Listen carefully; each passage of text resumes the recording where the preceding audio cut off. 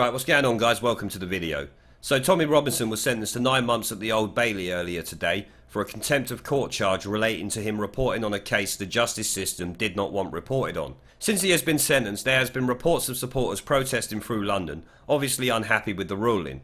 Now, he was sentenced to 9 months, but when it's worked out factoring in time served for the first stint in prison regarding this nonsensical contempt of court case, he will only have to do 66 days, so a little over 2 months. Now, reports are coming out that he has been sent to Belmarsh prison in southeast London, likely because it's one of the closest prisons to the Old Bailey, aside from Pentonville in North London. His followers have been questioning his safety in Belmarsh due to members of the population there not liking Tommy's views. But we all know he will likely be held in solitary confinement for his time there, which may not be long, as he will be moved to another prison, since his crime would not be the A or B category that prison usually holds in regards to sentenced prisoners. The only reason he would be kept there for his entire sentence is because he has such a short time to serve, but I still doubt they will keep him there. That prison is not exactly blessed with space to hold Category C prisoners that Tommy will be considered as, due to the nature of the crime he was convicted of. Now let's see what the ever impartial media have to say about it, with 2 clips from the BBC. Now, the founder of the far-right group, the English Defence League, Stephen Yaxley-Lennon, has been jailed for 9 months for contempt of court. Yaxley-Lennon, otherwise known as Tommy Robinson, seen here arriving at court this morning, was found guilty after a 2-day hearing at the Old Bailey last week. The charges came after he filmed men accused of the sexual exploitation of young girls and live-streamed the footage on Facebook, breaking reporting restrictions. Tommy Robinson, founder of the far-right English Defence League, has been jailed for 9 months for contempt of court. Robinson, whose real name is Stephen Yaxley-Lennon and was seen here arriving at court this morning, was found guilty after a 2-day hearing at the Old Bailey last week. The charges came after he filmed men accused of the sexual exploitation of young girls and live-streamed the footage on Facebook, breaking court reporting restrictions. Well, the BBC's Dominic Casciani was in court. This has been a terribly long and complicated saga involving the former founder of the English Defence League, Stephen Yaxley-Lennon, who goes by the name Tommy Robinson as part of his campaigning against Islam and various other causes which he says are of concern to forgotten people. But in short, today he's been jailed for 9 months for 2 contempts over a course of a year, the first in Canterbury in 2017, the second in Leeds, the more serious one last in May 2018. Now, the complicating factor here is, although it's 9 months, in practice he'll only serve about 10 weeks in jail because of time already served when he was initially jailed for all of this last year before the Court of Appeal released him for the whole case to be reheard, and that's what's just finished today. Now, Dame Victoria Sharp, who's the most senior criminal judge in England, she's been looking after this case, and today she said that while Stephen Yaxley-Lennon's Facebook broadcast outside of Leeds Crown Court had disrupted the trial of 9 men who are facing sexual grooming gang allegations, it hadn't prejudiced the jury. However, it had impeded the trial, it had effectively disrupted the proceedings, and that the only option open to her was a custodial sentence. Dominic Casciani reporting. Well, you see there, both BBC fuckpigs start with the EDL, and Tommy's real name, as they always do, is getting really pathetic now. You're not doxing him, you tit. Everyone knows his real name and his previous activities, and the million times the media uses it. The shitweasel BBC hosts both talk about Tommy filming the trial he has been sentenced for today, but fails to mention the fact Tommy was reporting on a trial that involved all Muslim men. I wonder why the BBC failed to include that. They was quick to call Tommy far right, so why did they withhold the religion or nationality of the men involved in the case Tommy was reporting on if labels are so important? Let's have it right, nothing Tommy said about the case wasn't anything that the BBC had not reported on themselves, so they're a bunch of fucking hypocrites. Now, the newspapers have also been reporting on this, including the protests that have been going on throughout the day in response to Tommy being sent down. Of course, they are mostly focused on the few who caused trouble during the protests, with police reporting a massive 4 arrests. Shame the police in London can't arrest 4 of the knife-wielding gang members running around London stabbing each other. All of the police presence and disruption to London for the sake of a bullshit contempt of court case the fuckpig Attorney General believed was in the public's best interest. Somehow I don't think a case that has a sentence of 6 fucking months warrants an Old Bailey try and would be serious enough to be considered in the public interest to waste all this money and disrupt the capital city of a country. It just proves the political motivation of this whole debacle. I mean, how much did it cost to have the City of London police send riot squads down there? How much does a court hearing and sentencing cost at the Old Bailey all in? I highly fucking doubt spending all that money on a contempt of court case was in the public's interest, you dopey fucking cunt. The Attorney General should be questioned on why the fuck he thought it was right to try someone at the Old Bailey for a 6-month sentence. This could have been done in Leeds Crown Court or anywhere else in the country, where police and courts are not so expensive. I highly doubt the City of London police are on your average police salary, are they? None of it should have even been done in the beginning. It's just a complete waste of money. Now let's take a look at the Evening Standard article about the protests after Tommy was sent to prison. Now, the article headlines, Tommy Robinson supporters bring chaos to London as they march on Parliament after far-right activist is jailed for contempt of court. Tommy Robinson supporters are protesting outside Parliament after the far-right activist was jailed for contempt of court. Robinson supporters who had gathered outside the Old Bailey for his sentencing hearing today marched through the streets of London to Parliament Square. City of London police said 4 arrests were made in relation to the protests. All of the offences are alleged to have been committed on Friday, so last week, during Robinson's last appearance at the Old Bailey.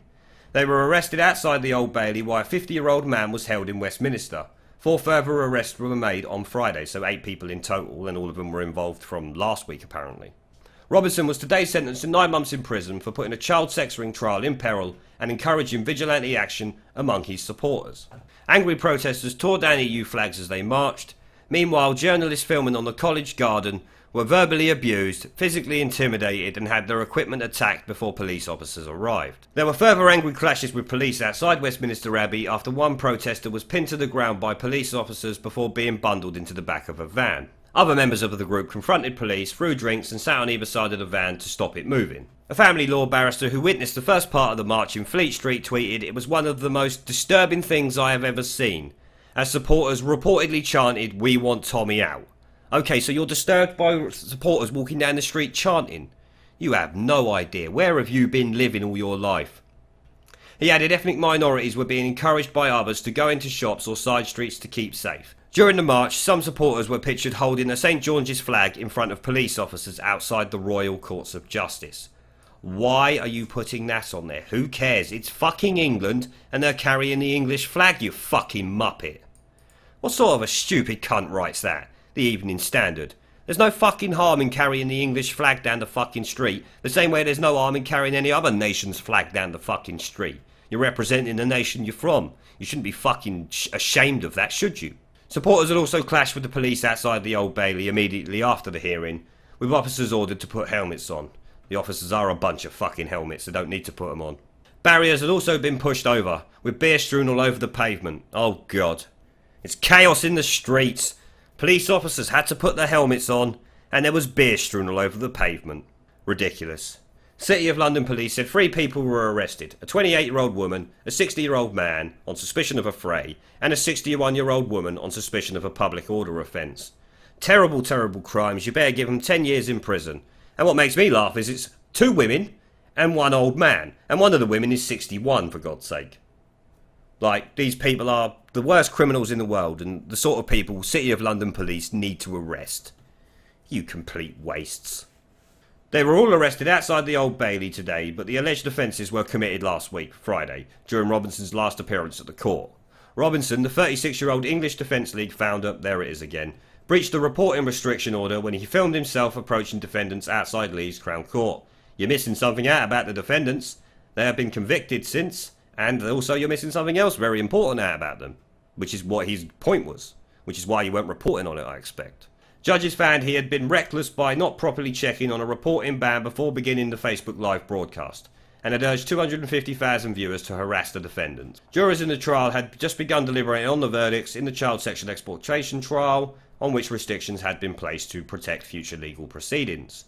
Today at the Old Bailey, Dame Victoria Sharp, sitting with Mr Justice Warbury, jailed Robinson, saying the incident in Leeds warranted a 6 months prison sentence. They also activated a 3-month suspended sentence for a previous contempt of court charge at Canterbury trial. But she said Robinson would serve a 19-week sentence from today to reflect the time he had already served behind bars.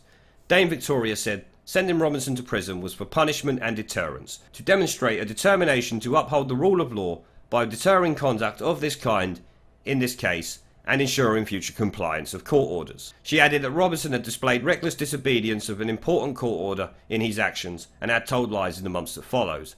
He sought to portray himself as a victim of unfairness and oppression, she added. During the 90-minute video, filmed in Leeds in May last year, Robinson, real name Stephen Yada Yada Yada, approached defendants accused of the sexual exploitation of young girls in Huddersfield as they headed to court.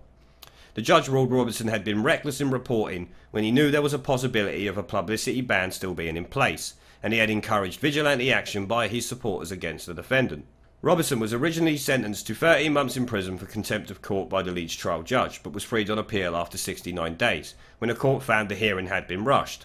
Attorney General Geoffrey Cox, QC, brought fresh proceedings, and Robinson was found again in contempt of court after a 2-day hearing last week. Richard Furlong for Robinson told the court the successful appeal had made matters worse, as he now had been found in contempt on 3 grounds rather than the one he was originally pursued for in Leeds. He said Robinson would likely be held in solitary confinement in prison due to threats from other prisoners. He has actually been held in solitary confinement so far, from what I've heard. Robinson was atomised by the judge at the start of today's hearing when he turned up 10 minutes late because he was busy speaking to a crowd of supporters in the street. He was accompanied to court by anti-Islam activist Katie Hopkins, spending almost 30 minutes with his fans before finally arriving in court when his barrister was forced to make an apology. Robinson from Luton appealed this week for political asylum in the US but had not received a reply by the time of today's hearing. He sent a message to his telegrams to protest outside the prison where he's being held on Saturday. Now, what they didn't say during that article, where she said that he sought to portray himself as a victim of unfairness, she actually stopped, which we can bring up in the Sun article. Now it says here, Robinson, whose real name is Yada Yada Yada, as I've said, I'm sick of him saying it, today remained defiant, arriving for today's court appearance in a shirt reading convicted of journalism and in paint-splattered jeans. The back of his shirt read Britain equals North Korea, while he wore a badge with the slogan I support soldiers A to Z. This is a bit I wanted to talk about. After deliberating for an hour, Dame Sharp said in sentencing the respondent cannot be given credit for his guilty plea. He has lied about a number of matters and has sought to portray himself as the victim of unfairness and oppression. This does not increase his sentence, but it does mean that there can be no reduction for an admission of guilt. He has 28 days to appeal. As it said there, Tommy had 28 days to appeal, and he might do it, as I think there will be a chance to get time off for his guilty plea. I think the judge only used his claims of oppression as an excuse to not give him the time off for pleading guilty. She knows he would have walked out of the court there and then for time served if she followed the normal procedures, and gave him 2 months off the 6-month sentence for a guilty plea. The dirty, sneaky fucking bitch. That action there proves beyond any doubt this case was political, and the judge did her very best to put him in prison today when normally he would have been released. The sentence was delivered for him being Tommy Robinson, not the crime he committed.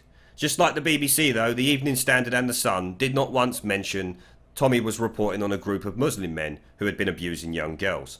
What a surprise. So I'm going to end the video there, guys. Let me know what you think down in the comments section below. Leave a like, share this video as it helps the channel a lot, and consider subscribing with a little notification bell to know when I upload a new video. Now thanks for watching, and I'll see you all in the next one.